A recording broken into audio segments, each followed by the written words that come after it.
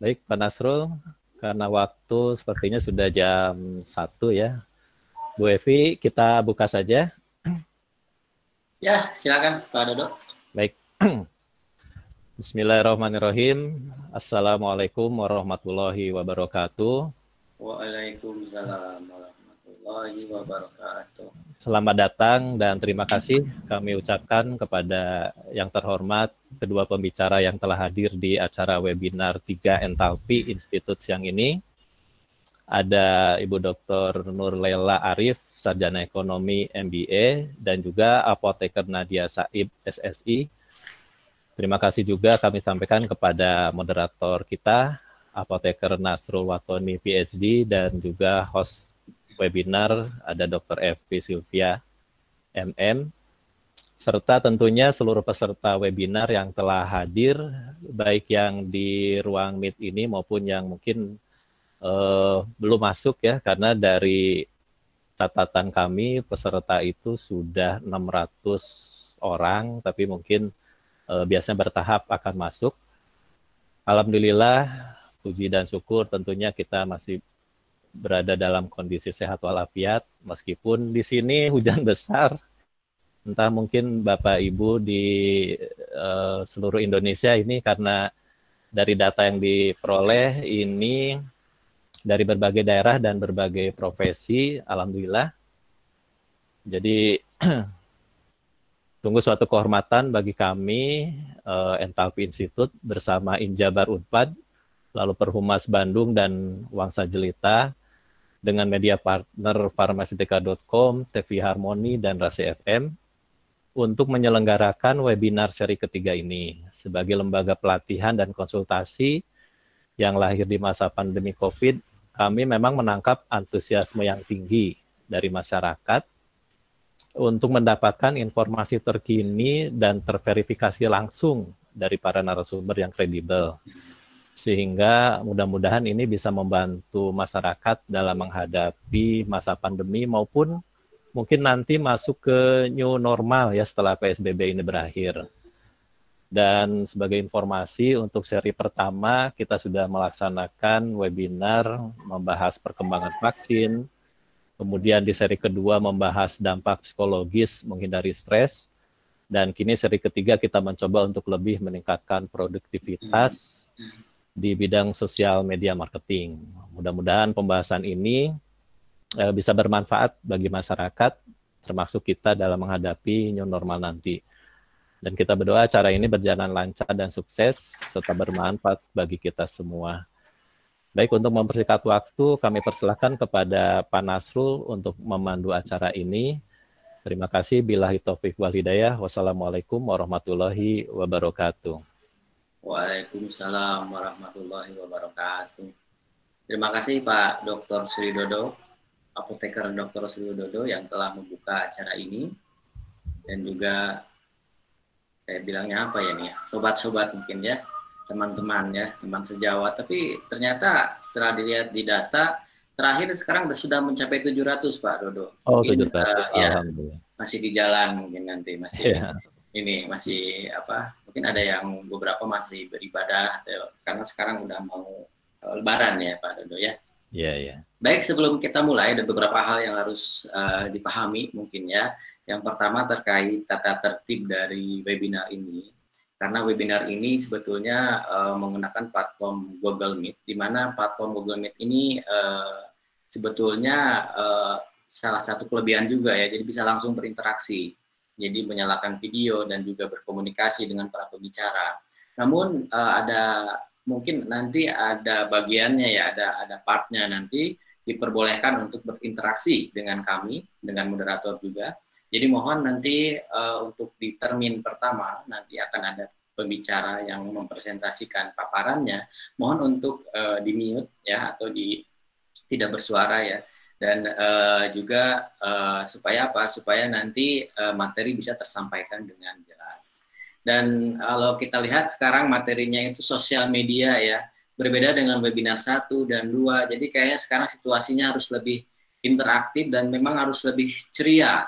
Karena kayak sepertinya nih generasi milenial yang nanti banyak sekali hadir di sini, yang tentunya antusias terhadap sosial media ini. Jadi mungkin izinkan kalau saya sedikit santai mungkin nanti ya teman-teman di sini, makanya saya bilang teman-teman supaya nanti lebih enak ya untuk memandu acara ini.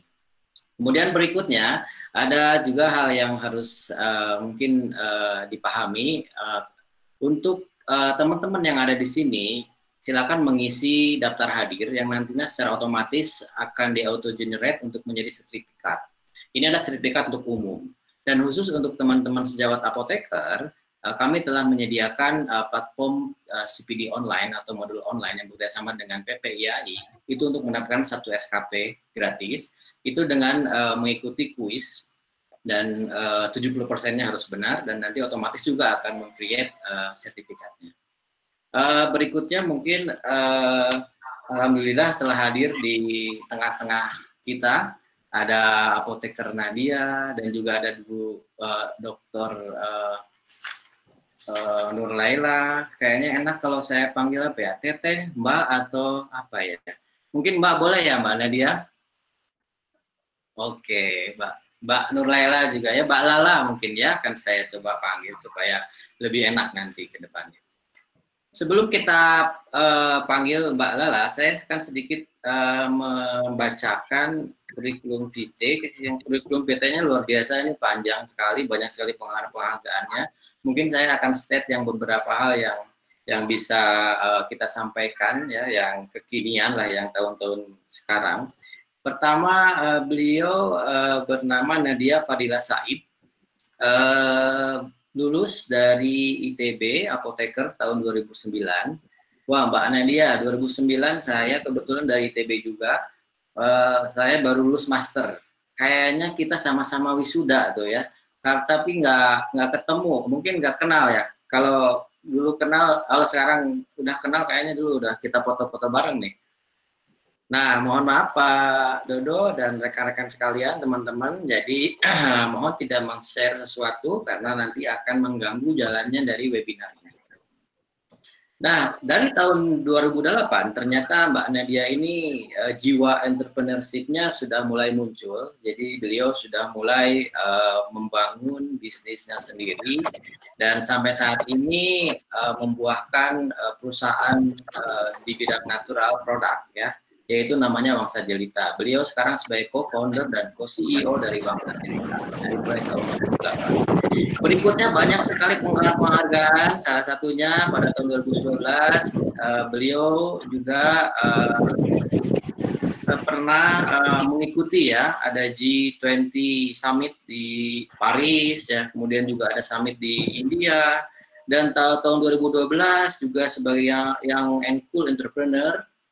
Ada beberapa hal juga yang perlu disampaikan, terutama pada tahun 2014, menjadi salah satu dari 5 orang di Indonesia yang menjadi social entrepreneur untuk pergi ke United States of America, yang dalam satu program US Department and Jokona Foundation atau yang dikenal dengan Project Catalyst. Luar biasa ya. Ini hanya orang-orang terpilih yang bisa ke sana. Dan mungkin yang terakhir ini pada tahun 2016 Mbak Nadia ini bergabung sebagai 200 Young Social Innovator Worldwide. Jadi merupakan suatu komunitas yang berbasis ya di Global NGO juga ya, sebagai senior advisor sejak September 2017. Luar biasa, kayaknya terlalu banyak juga kalau kita menyampaikan penghargaan-penghargaannya. Saatnya kita untuk berkenalan dengan Pak Nindya, tapi sebelumnya saya ucapkan terima kasih kepada rekan kerja kita, dan webinar ini merupakan hasil kerjasama dengan Perhumas dan juga Injabar Unpad dan juga Wangsa Jelita ya, dan media partner rekan dari majalah Farmasetika dan juga ada dari Rasa FM dan TV Harmoni. Untuk mempersingkat waktu, baiklah, mari kita undang Mbak Nadia untuk hadir di tengah-tengah kita. Gimana Mbak Nadia, apa kabar? Bismillahirrahmanirrahim. Assalamualaikum warahmatullahi wabarakatuh. Kabar baik. Waalaikumsalam. Wah, ini cerah, ceria nih. Gimana? Sekarang Mbak Nadia posisi di mana? Di Jakarta berarti ya? Iya, di sini nggak hujan sih. Nggak hujan? Jadi semoga internetnya nggak terganggu. Jadi Saya juga ini sebetulnya daerah Cimahi ya, Pak Dodo di Bandung. Itu mungkin lokal kayaknya Pak Dodo ya hujannya ya Pak Dodo. Ya di sini besar hujannya, tapi alhamdulillah udah agak mereda. semoga Ya, internetnya nggak terganggu ya. Insya Amin. Allah. Ya, oke Mbak Nadia, kegiatan sekarang masih ya di Wangsa Jelita ya, masih ini. Masih di Wangsa Jelita. Mhm. Memang fokusku dari dulu, dari semenjak lulus. Aku manggilnya apa nih? Berarti Kang. Boleh mau apa lah. Saya enggak enaknya teteh kali ya. Teh Nadia lebih enak sih kayaknya nih. Aduh, oke deh. Ya, aku masih di Wangsa Jelita dari semenjak lulus S1. Sebenarnya aku lulus 2009 itu apoteker. Selain Wangsa Jelita, sekarang aku ada berkegiatan di NGO juga memang, jadi partner, ada namanya Changemaker Exchange, itu dia global NGO buat anak muda.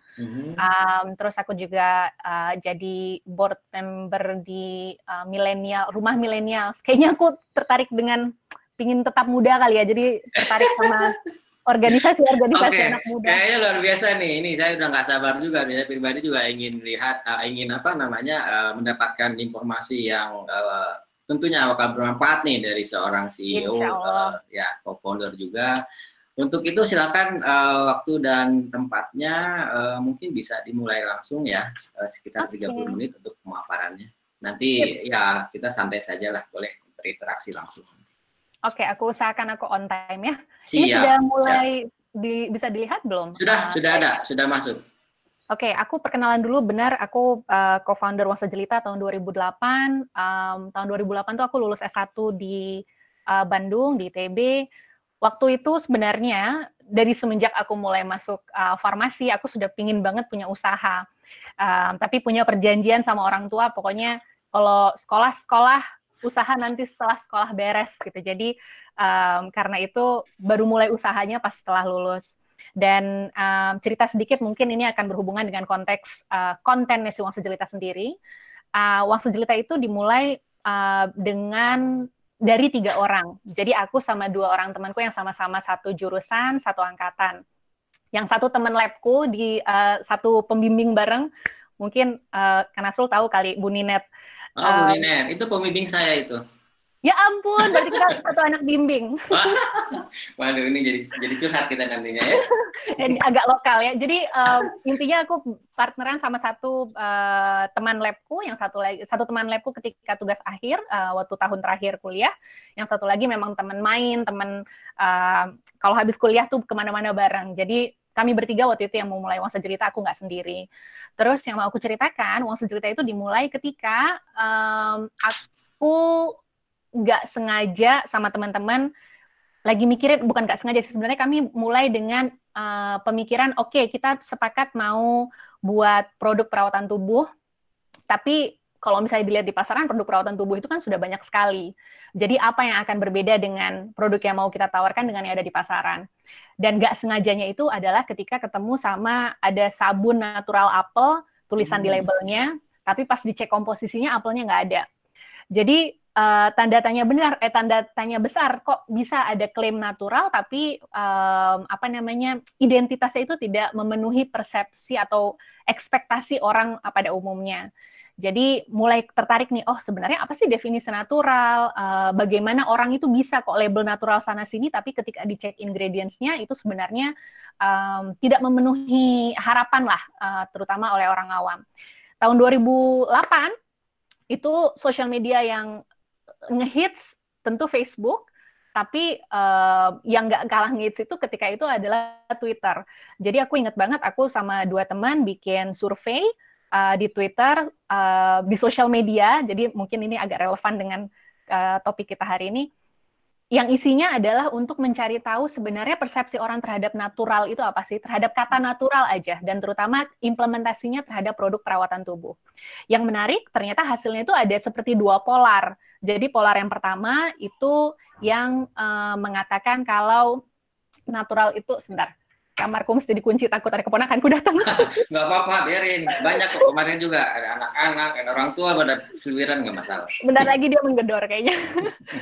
Oh ya, Polar. Jadi Bahkan Mbak Nadia, mungkin maaf motong ya, kalau webinar ya. kedua kemarin juga ada binatang yang masuk toke. Jadi setiap nanti ngobrol ada toke. Sampai sekarang juga kita teringat. Jangan-jangan nanti ada binatang apa nih di Mbak Nadia? Kucing mungkin nanti ada Kucing ya. kucing. Oke, balik lagi tadi. Jadi ternyata ada persepsi masyarakat tentang produk natural itu. Yang pertama, yang namanya natural ya lihat aja labelnya. Jadi kalau misalnya dia tertulis natural, kita nggak perlu cek komposisinya yang jelas tidak benar.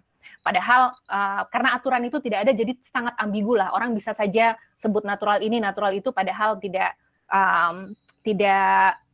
memenuhi harapan. Lalu di ujung spektrum yang kedua, di polar yang kedua, yang mengatakan natural itu tidak ada bahan kimianya. Mungkin itu sangat apa istilahnya, sangat intuitif buat kita bilang, ya ampun, masa nggak ada bahan kimianya disebut natural, air juga disebut chemical compound, masa kita mau hidup tanpa air gitu kalau tanpa bahan kimia.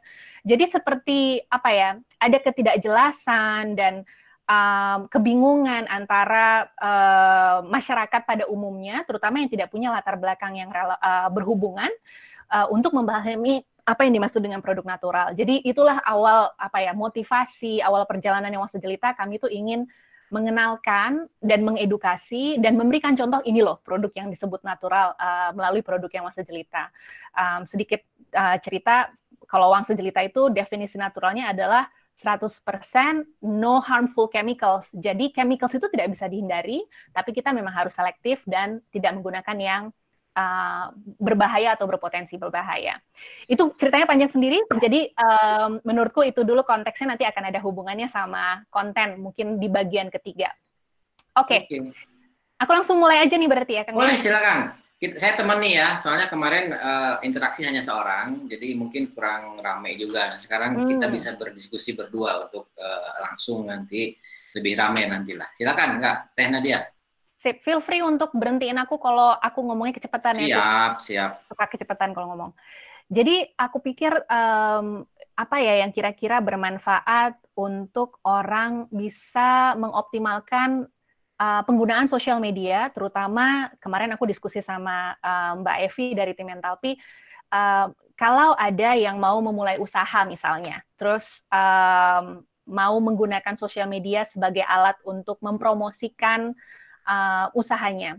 Jadi pertama yang menurutku penting untuk digarisbawahi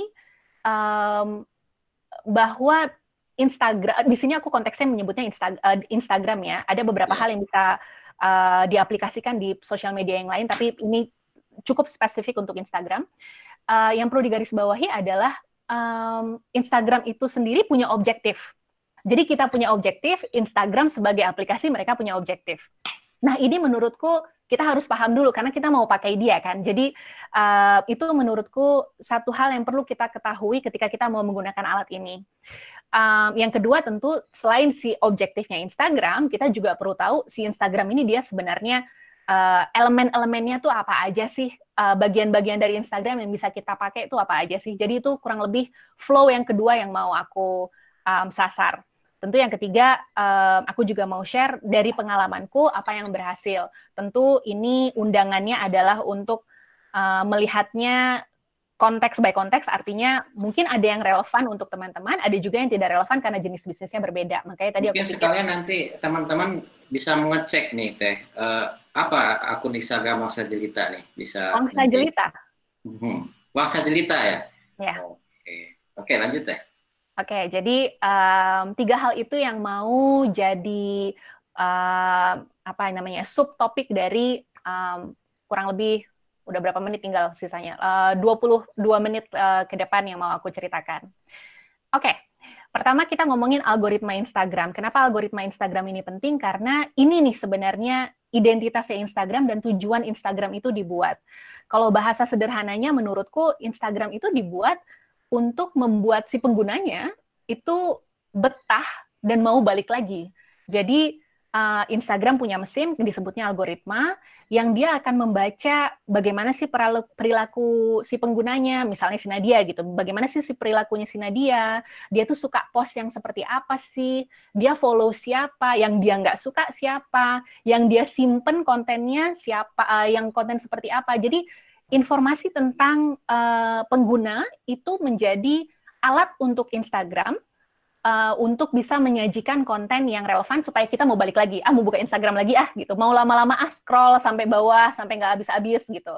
Nah itu menurutku hal yang perlu kita ketahui. Dan yang kedua, yang menurutku perlu kita ketahui juga tentang algoritma Instagram ini, bahwa ketika kita, mungkin teman-teman yang pakai Instagram sudah familiar ya, ketika kita buka feed Instagram, itu tuh yang muncul random banget. Kadang-kadang ada yang muncul yang sebenarnya udah di-post sehari yang lalu. Ada yang muncul pas banget baru di-post. Ada yang muncul, pokoknya kita nggak bisa nebak sih sebenarnya. Kita nggak bisa nebak, tapi sebenarnya kita bisa analisa kenapa itu muncul. Jadi itu sebenarnya adalah hasil dari proses algoritma Instagram ini. Dan itu bukan berdasarkan kronologi, jadi bukan berdasarkan, kalau dulu sempat ada berdasarkan kronologi, Twitter kayaknya juga bisa sekarang pilih kronologi atau interaksi, tapi di konteks Instagram sudah bukan kronologi lagi. Jadi kalau misalnya si Nadia itu dia suka sama akunnya Wangsa Jelita, dia sering nge-like akunnya Wangsa Jelita, kalau Wangsa Jelita ngepost apa dia langsung like, kalau Wangsa Jelita ngepost apa dia komen, kalau Wangsa Jelita ngepost apa dia nge-share, kemungkinan untuk postnya Wangsa Jelita muncul di bagian paling atas di feedku itu makin besar. Jadi cara kerja algoritma Instagram yang sangat customer centric dan menyajikannya sesuai dengan pengguna individualis, sangat individualized, itu membuat kita jadi betah sama Instagram kan. Dan pertanyaannya, terus buat apa sebagai kita konten kreator perlu tahu tentang ini? Menurutku kita perlu tahu karena bisa dibilang, ini bahasa sederhana yang aku gunakan, aku tuh punya A-list following. Jadi orang-orang yang most likely kalau seandainya mereka ngepost akan muncul di top feedku. Jadi aku tahu Wangsa Jelita pasti akan muncul di paling pertama, post dari kakak-kakakku paling muncul paling pertama karena aku selalu berinteraksi sama mereka sering. Terus post dari sahabat-sahabatku akan muncul paling pertama. Terus ada post yang memang aku selalu, kalau ngelihat itu, pingin di-save. Kalau ngelihat itu, pingin share ke sana-sini. Nah, itu akan muncul di bagian atas yang aku sebut A-list. Dari sudut pandang konten creator, kita objektifnya sebenarnya adalah untuk bisa menjadi A-list bagi followers kita. Jadi ketika kita nge-post, itu akan muncul di top dari feed mereka. Ini aku agak mundur sedikit, sorry loncat-loncat. Ini jenis-jenis interaksi yang bisa kita lakukan di Instagram. Bisa kita like, bisa kita komen, bisa kita share ketika ada post muncul, bisa kita save, atau kita bisa melakukan message, menggunakan chat, fitur chat untuk berinteraksi langsung sama si akun Instagramnya. Aku post dulu di situ, ada jelas atau ada yang... Ya, jadi ini ya, saya baru menyadari gitu. Ternyata ada ya sesuatu yang harus diperhatikan dari Instagramnya. Selama ini yang dilakukan oleh Farmasetika, ya kita post aja gitu. Ternyata interaksi itu penting ya, Teh. Ya. Dan menurutku ini yang kadang-kadang orang suka salah kaprah. Yang penting itu jumlah followersnya banyak. Kalau jumlah followersnya banyak tapi dia nggak interaksi, sama juga bohong. Yang penting jumlah postnya banyak. Kalau jumlah postnya banyak tapi nggak ada interaksi, sama juga bohong. Jadi sebenarnya interaksi, kalau orang bilang interaction, konten is king, sebenarnya kenapa konten is king? Karena konten itu yang menyebabkan orang berinteraksi gitu. Jadi ini sebenarnya yang harus jadi objektif bagi konten creator kalau dia mau tanda kutip making profit gitu ya out of dari konten yang mereka buat. Oke, sampai situ aku lanjut lagi kali ya. Boleh. Jadi itu tadi prinsip dari si Instagram ini sendiri. Nah, sekarang kita masuk ke tahap kedua, yaitu si fitur-fitur Instagram. Apa aja sih yang di Instagram yang bisa kita pakai? Dan di sini aku sengaja masukin yang free, jadi semua orang bisa pakai. Dan aku cukup yakin ini kayaknya bukan hal yang baru, tapi mungkin aku ingin mengajak perspektif bagaimana kita bisa memanfaatkan fitur itu. Oke. Fitur yang pertama itu adalah insight. Tapi sebelum aku ngomong tentang insight ini, yang penting atau yang bermanfaat untuk content creator itu adalah menjadikan akunnya itu akun profesional. Jadi akun profesional itu nanti pilihannya bisa dua, bisa jadi creator atau jadi bisnis.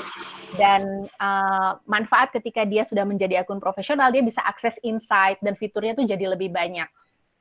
Jadi itu yang mau aku sampaikan dulu sebelumnya. Dan ini salah satu fitur yang bisa diakses ketika kita menjadi akun profesional, yaitu insights.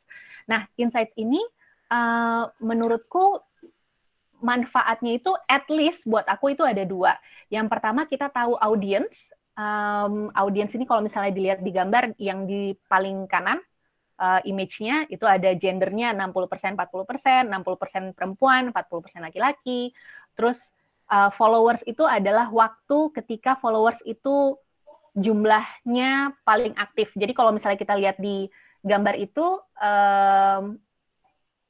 Sabtu jam 12 pagi, nih kayaknya mungkin karena perbedaan time zone di aku ngambil gambar dari akun lain. Jadi ketika jam 12 pagi itu adalah waktu yang optimal untuk akun ini nge-post sesuatu, karena audiensnya lagi banyak yang online, kurang lebih seperti itu. Jadi kesempatan dia untuk di-like atau dilihat postnya, melakukan interaksi followersnya dengan postnya, itu lebih besar. Jadi pertama terkait waktu post, audience. Selain itu menurutku yang juga bermanfaat terkait audience itu ketika kita tahu, oh ternyata kayak di Wong Sejelita, itu lebih dari 90% followersnya perempuan. Jadi konten-konten yang memang spesifik ditujukan untuk perempuan, jadi make sense untuk dilakukan. Sementara kalau misalnya kita mau ngomongin laki-laki, bukannya kita membatasi interaksi dengan laki-laki di social media Wong Sejelita, tapi itu hanya akan berpengaruh kepada sebagian kecil dari audiens sesi Wong Sejelita. Jadi kita bisa menginterpretasi data ini untuk jadi pertimbangan bagaimana bahasa yang mau kita pakai, konten apa yang mau kita sajikan. Terus nanti sebenarnya kalau misalnya di scroll lagi di bagian audiens ini kita mendapat umur. Jadi topik apa yang relevan dengan umur itu, dan sama lokasi ya Teh ya. Dan lokasi benar, ada kotanya, ada negara. Saya jadi cek juga nih, jadi sekarang langsung praktek. Ya, jadi itu sebenarnya ketika kita tahu audiens kita siapa, kita jadi lebih tahu kan mau menyajikan apa. Ibaratnya kalau apoteker mungkin lebih gampang ngomongnya seperti ini. Kalau kita tahu kondisi pasien kita seperti apa, lebih relevan kita mau ngasih obat apa sih, gitu kan. Jadi makanya penting sekali untuk kita tahu audiens ini siapa, dan ini hanya bisa didapat dari insight tadi. Itu lalu di bagian insight lagi kita lihat di image yang sebelah kanan, di bagian tengah itu ada konten. Jadi di info konten itu kita bisa lihat konten apa sih yang paling banyak disimpan sama si followers kita, konten apa sih yang paling banyak di-reshare, konten apa yang paling banyak. Mana di luar, Nak? Dan kok di luar? Hitam kok nanti? Ada apa itu? Ya, biasa. Kita lanjut aja, biarin. Oke, jadi kita bisa melakukan analisa konten apa yang tanda kutip berhasil, atau konten apa yang memenuhi objektif kita. Jadi kayak di Wong Sejelita, yang menarik ternyata konten yang banyak disimpan dan banyak di-share itu nggak ada hubungannya sama produk. Jadi konten-konten yang berhubungan sama perempuan umur 25-34, ngomongin keluarga, ngomongin well-being, wah itu banyak banget yang share. Nanti aku akan tunjukin beberapa contoh yang paling bisa dibilang setidaknya menurut standar konten-konten yang Wong Sejelita viral, bisa dibilang seperti itulah. Jadi insights inilah yang bisa menjadi bahan kita untuk menganalisa ke depannya seperti apa sih konten yang akan bekerja dengan baik. Oke, selanjutnya notifikasi. Ini menurutku hal sepele yang suka kelewat. Di satu sisi kalau misalnya kita punya akun personal ya, aku sendiri personal, Instagramku notifikasinya semua mati, tapi ketika bisnis ini jadi sangat penting. Kenapa sangat penting? Karena interaksi tadi yang aku bilang menjadi objektif utama kita, itu di dalamnya ada komen. Maksudnya cara orang berinteraksi dengan akun kita itu adalah dengan memberikan komen. Dan ketika orang kasih komen, jadi misalnya dia bilang, hey, kayak kalau di Wong Sejelita harga essential oil-nya berapa sih? Gitu. Kalau misalnya itu telat dibales, itu dibalesnya kayak seminggu kemudian, orangnya juga udah males. Jadi bisa-bisa jadi nggak jadi beli. Nah, tapi ketika kita komennya itu bolak-balik, itu kemungkinan dia untuk masuk lagi menjadi A-list bagi followers yang lain itu lebih besar. Jadi responsif dari customer service untuk bisnis ya di sini konteksnya itu sangat berpengaruh untuk membuat Wangsa Jelita menjadi A-list bagi followers lainnya gitu. Jadi aku sangat menyarankan untuk akun bisnis untuk menyalakan notifikasinya dan sangat responsif ketika ada komen, ketika ada like, ketika ada yang me-reshare atau memberikan interaksi yang kita bisa respon. Jadi kalau komen itu harus cepat langsung dibalas ya Teh ya? Sebenarnya menurutku alasannya ada dua kenapa dia harus cepat dibalas. Supaya momennya masih ada, jadi kalau seandainya kita balas komen, terus si followers kita balas komen lagi, itu dihitung seperti kayak ada berapa engagement. Walaupun komennya cuma hati aja. Dia Instagram tuh aku sempat baca kayaknya awal tahun ini algoritma Instagram itu tidak menghitung berapa karakter. Jadi kalau misalnya ada yang bilang, "Ih bagus," kita balas hati gitu untuk menunjukkan thank you atau ada emoji apa. Nah, itu maksudnya gini, kadang-kadang si komentar itu kan dia tidak bertanya gitu Teh. Jadi dia tuh komentar yang normal gitu kan. Kita juga bingung ini dijawab atau tidak gitu. Itu baiknya yang penting di-like aja itu gimana?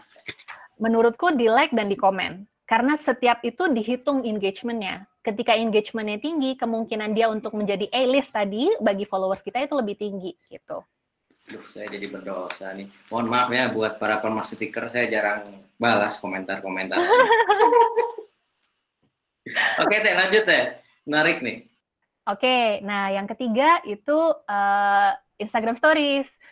Kayaknya ini udah jadi mainan umum buat pengguna Instagram. Tapi yang menurutku menarik, ada beberapa fitur Instagram Stories yang bisa men-trigger interaksi. Jadi kalau kita lihat di yang paling kanan, itu dia pertanyaan. Yang Decathlon World Record, dia nanya apalah gitu. Jadi orang bisa menuliskan pertanyaan. Itu dihitung sebagai satu engagement. Ingat ketika dia dihitung sebagai satu interaksi. Ketika followers berinteraksi sama kita, semakin sering interaksinya, semakin besar kemungkinan kita menjadi A-list mereka. Terus yang contoh yang di tengah itu cuman sekedar rating, dia mindahin apa namanya itu skala suka banget atau biasa aja. Itu juga dihitung sebagai interaksi. Apa ini? Pilihan ganda, pilihan dua ini, jadi cuman disuruh milih ini tebak ada di mana, di Auckland atau di Sydney, itu juga dihitung sebagai interaksi. Jadi kita harus bisa memikirkan jenis-jenis konten yang memicu interaksi tadi itu. Yang sesederhana ini aja kayak cuman orang bisa pilih, atau ada satu lagi jenis interaksi yang di sini nggak ditulis, nggak digambar, itu polling. Jadi pilihan berganda ABCD, mana yang jawab, bukan polling, itu disebutnya kayaknya question. Aku lupa apa ya, multiple choice kali ya. Jadi dari ABCD yang mana yang jawabannya yang benar, nanti kita tinggal pilih. Survei ya, aku lupa namanya. Ya, jadi intinya hal seperti ini tuh bermanfaat untuk digunakan dan ini bisa meningkatkan interaksi dan akhirnya nanti kita memperbesar kemungkinan kita untuk menjadi A-list followers. By the way, istilah A-list ini sebenarnya aku buat supaya lebih mudah. Jadi kalau misalnya di Google nanti nggak akan ketemu A-list. Pokoknya intinya itulah ya, yang muncul di top feed dari si followers kita. Oke, aku pause dulu sebelum kita masuk ke tahap yang topik yang ketiga. Ada pertanyaan atau ada yang nggak jelas nggak, Kang? Kayaknya kita kumpulin dulu ya buat teman-teman. Nanti soalnya biasanya kita gabung, tapi nggak apa-apa. Kalau memang misalnya mau dibuka pertanyaan sekarang juga boleh. Tapi sebaiknya mungkin biar selesai dulu kali ya, Teh ya. Okay. Biar nanti kita diskusinya lebih enak. Oke. Nah, ini yang bagian terakhir adalah best practices-nya si Wangsa Jelita. Lagi-lagi aku perlu ingatkan bahwa karena algoritma tadi itu bekerja menyesuaikan individual, menyesuaikan penggunanya, jadi aku nggak bisa bilang, oh jam post yang terbaik itu adalah jam 3. Jam 3 menurut Wangsa Jelita. Tapi jam menurut Enthalpy mungkin berbeda lagi. Jadi aku berusaha untuk share di sini prinsip-prinsip yang nanti bisa digunakan oleh teman-teman yang lain. Oke, yang pertama itu yang bermanfaat menurut pengamatanku dan menurut pengamatan timku itu adalah konsistensi. Jadi Ada, ini juga sebenarnya hasil dari apa yang aku baca awal tahun ini, aku pikir masih relevan sampai sekarang. Ketika sebuah akun itu konsisten melakukan atau mengepost sesuatu, itu kemungkinan dia untuk menjadi A-list itu juga jadi lebih besar. Ibaratnya dia ngasih tahu algoritmanya, hey, aku tuh ada di sini dan aku siap menyiapkan konten. Jadi dia kayak melayani si algoritma ini untuk akhirnya algoritmanya melayani pengguna-pengguna lain. Jadi konsisten itu menurutku penting. Dan orang biasanya suka bertanya, konsisten itu apakah artinya kita harus sejam sekali? Atau kalau sejam sekali kayaknya ekstrim banget. Sehari sekali. Menurutku definisi konsisten itu sebaiknya sesuai dengan kemampuan kita. Kalau misalnya ada tim yang dedicated untuk dedicated untuk akunnya, sehari sekali mampu, silakan sehari sekali. Kalau seandainya mampunya ternyata 3 hari sekali, nggak apa-apa 3 hari sekali. Tapi jangan molor, jangan dari 3 hari sekali ke 5 hari sekali. Seakan-akan tuh kayak ada scoringnya dari pemahamanku dari yang aku baca. Ketika dia berubah regularity-nya atau berubah frekuensinya, itu scoring kita untuk bisa jadi A-list tadi itu jadi turun.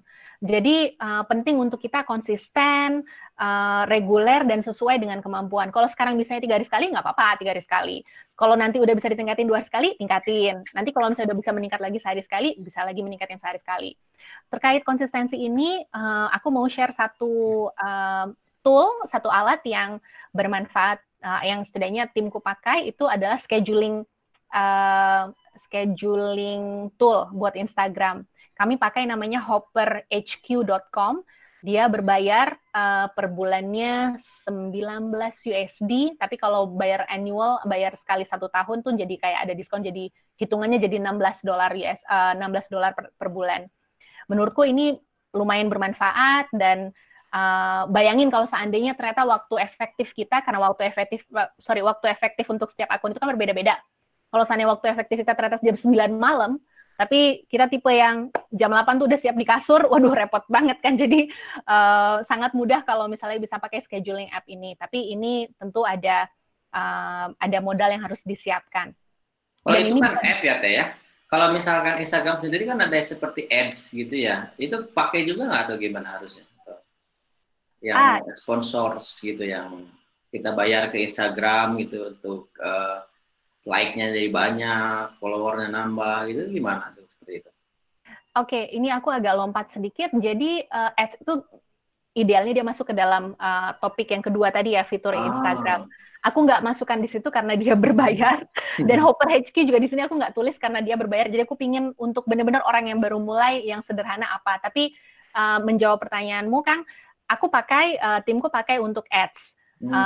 Strateginya memang ads itu karena lagi-lagi yang diandalkan ada interpretasi kita untuk melihat data. Jadi berapa orang sih yang ngeklik ads kita, berapa orang yang akhirnya benar-benar belanja, berapa orang yang dia nge-share, nge-save, berapa orang yang ngeklik. Itu kadang-kadang postnya sama tapi jamnya beda, hasilnya beda. Postnya sama tapi bahasanya berubah. Aku pernah benar-benar coba, yang satu kontennya bahasa Inggris, yang satu bahasa Indonesia, hasilnya beda.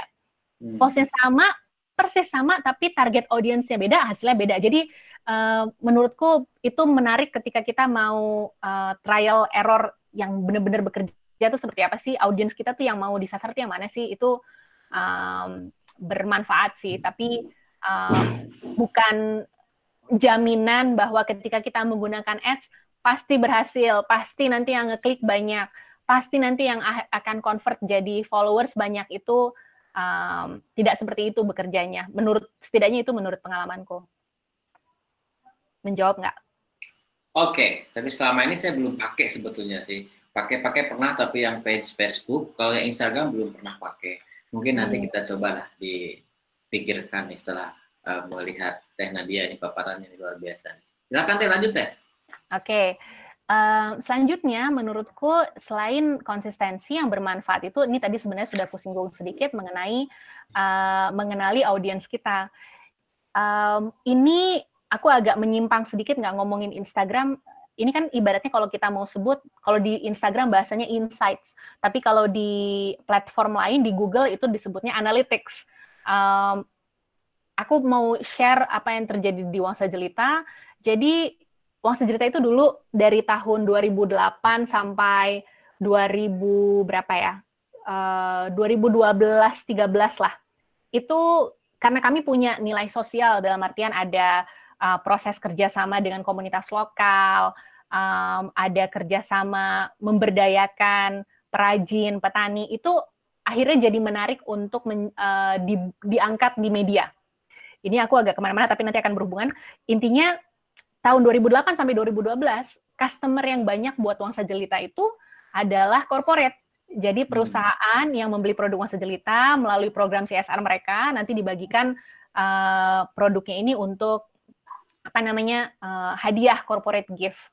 Lalu karena kami evaluasi dan ini tujuannya memang untuk edukasi natural, sementara kalau corporate beli kan mereka sebenarnya nggak peduli-peduli amat dengan definisi naturalnya.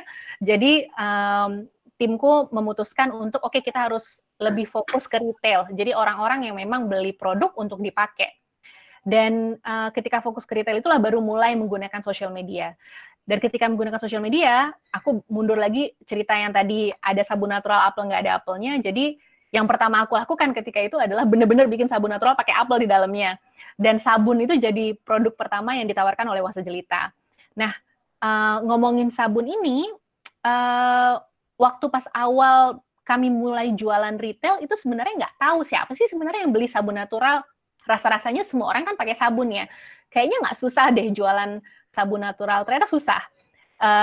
Karena orang mempertanyakan apa sih bedanya natural sama yang lain. Bagus sih, tapi kayaknya gue pakai ini baik-baik aja. Maksudnya pakai yang tidak natural atau yang banyak masif diproduksi di pasaran. Jadi ketika kami mulai menggunakan sosial media, waktu itu mulai menggunakan Google Analytics. Dan di Google Analytics itu lumayan thorough, lumayan detail tentang siapa aja sih yang pergi ke website kami, interest-nya apa, terus umurnya berapa, dan mereka kadang-kadang kayak ada interest yang lumayan memberikan insight. Dan yang menarik ternyata setelah melihat itu, jadi penasaran tuh timku ketika itu. Akhirnya kami sepakat, coba deh kita bikin survei lagi dan cari tahu dari semua orang yang sudah beli Uang Sejelita, sebenarnya kesamaan mereka, benang merah mereka tuh apa sih? Ternyata ada dua kelompok besar. Kelompok pertama itu adalah orang-orang yang memang sudah peduli dengan gaya hidup sehat. Jadi mereka udah nggak perlu diedukasi kenapa natural itu lebih baik, kenapa ingredients ini itu bermanfaat, kenapa ingredients ini harus dihindari. Biasanya mereka punya rekor di keluarganya, misal ada yang sakit apa, dan mereka, kayaknya aku harus lebih menjalani hidup sehat. Hal seperti itu membuat mereka jadi lebih aware. Yang menarik yang kedua adalah kelompok orang ibu muda. Jadi ternyata banyak sekali ibu muda yang pakai produk Uang Sejelita, padahal mereka nggak terlalu aware dengan gaya hidup sehat sebelumnya. Jadi ketika mereka hamil, itu mereka mulai, apa yang aku konsumsi, apa yang aku pakai, ini akan berpotensi mempengaruhi, nggak cuma aku, tapi mempengaruhi janin yang ada di perut. Jadi, setelah mengetahui ini, barulah akhirnya Uang Sejelita mengembangkan produk untuk ibu hamil. Jadi ketika kita tahu... Jadi ketika kita tahu audiens itu, nggak cuma sekedar ngomongin konten, tapi kita juga bisa mengembangkan produk apa yang relevan. Dan menurutku, mungkin kalau misalnya untuk Instagram, atau setidaknya insights dari Instagram itu agak beberapa step, sampai akhirnya kita bisa mengambil keputusan yang mengarahkan ke produk. Tapi aku pikir kayaknya mungkin itu bisa jadi itu karena pengalamanku, mungkin ada hal yang bisa membantu untuk mengkatalis supaya kita lebih cepat untuk pengambilan keputusan seperti itu ya. Tapi intinya yang mau aku sampaikan adalah ketika kita tahu audiens, kita jadi lebih tahulah bagaimana melayani mereka. Nah, sekarang gini Teh, maaf ya motong. Kan sekarang lagi masa pandemi COVID nih ya Teh ya. Kira-kira ada perubahan sifat dari audiens sendiri nggak di masa COVID ini? Kalau pernah menganalisis. Kalau misalnya perubahan sifat sih aku nggak kepikiran ya sekarang. Tapi aku tahu setidaknya insight terkait konten apa yang sangat berpotensi untuk reshare tinggi, save tinggi. Ini nanti aku akan share setelah ini. Oke, mantap nih. Ayo lanjut Teh. ini tadi aku mau bilang juga kemudahan untuk kita bisa dipahami dan didekati, penggunaan bahasa, karena Uang Sejelita tuh waktu di awal sempat menggunakan literatur bahasa Inggris, jadi kontennya pakai bahasa Inggris, tapi interaksinya ternyata nggak terlalu tinggi. Kelihatannya kayaknya keren, tapi kalau misalnya orang nggak ngerti dan orang nggak mau komen atau nggak mau engage dengan konten itu kan nggak ada gunanya. Jadi menurutku ini hal yang perlu jadi pertimbangan juga. Dan ini relevansi. Ini sebenarnya dari kontenku sendiri. Ini aku mau kasih konteks sedikit. Jadi tadi kan Kang Kang nanya apakah Uang Sejelita itu pakai ads. Terkait ads, jadi ada jenis-jenis konten yang dia tidak bekerja untuk dipasangkan ads. Konten seperti apa? Contohnya adalah konten yang banyak teksnya. Jadi kalau misalnya banyak tulisannya, itu susah tuh untuk dipasang ads. Biasanya ditolak sama Instagram. Dan kemungkinan viralnya juga jadi lebih kecil. Aku nggak ngerti alasannya apa, tapi mungkin asumsiku mungkin masalah estetika ya. Nah, kenapa aku tulis di sini? Kenapa aku pasang image ini dan apa hubungannya dengan relevansi? Konten yang aku share di sini itu full image dan itu adalah karusel yang bisa di swipe dan ada banyak kontennya. Itu image semua dan ada beberapa yang image itu penuh satu layar. Tapi konten ini untuk ukuran akun personalku yang followernya nggak banyak. Ini konten paling banyak disebar dan paling banyak di-share dan paling banyak di-save. Kalau nggak salah di-share itu sampai 3.000-an, padahal followerku aja nggak nyampe 3.000. Di-save-nya berapa lagi. Jadi ternyata relevansi itu bahkan mengalahkan hal-hal yang bisa membuat sebuah konten itu tidak bekerja. Jadi apa sih, ini kan tadi pertanyaannya, kalau misalnya COVID, apakah ada konten yang bisa membantu kita dengan situasi krisis seperti ini? Ada banget, justru kita harus menyajikan konten-konten yang memang orang tuh lagi mendiskusikan tentang ini, orang tuh lagi aware tentang ini, dan semakin relevan kita dengan konteks yang ada, itu semakin besar kemungkinannya untuk jadi tanda kutip viral tadi itu. Ini juga contoh konten yang paling banyak di-share di Uang Sejelita. Bisa dilihat ini kan teksnya lumayan banyak, jadi kalau nggak salah performance ads-nya itu nggak terlalu tinggi, tapi organiknya tinggi sekali, banyak yang nge-save, banyak yang nge-share, dan ya ini salah satu yang berhasil menurutku. Oke Teh, kayaknya ini kita nggak ini ya, luar biasa, nggak kerasa nih udah lebih dari 30 menit nih. Kira-kira ada lagi yang bisa di ini mungkin disampaikan yang yang baca banyak nih slide-nya atau gimana? Ini terakhir. Oh siap, lanjut. Jadi ini salah satu contoh juga yang berhasil buat di Uang Sejelita.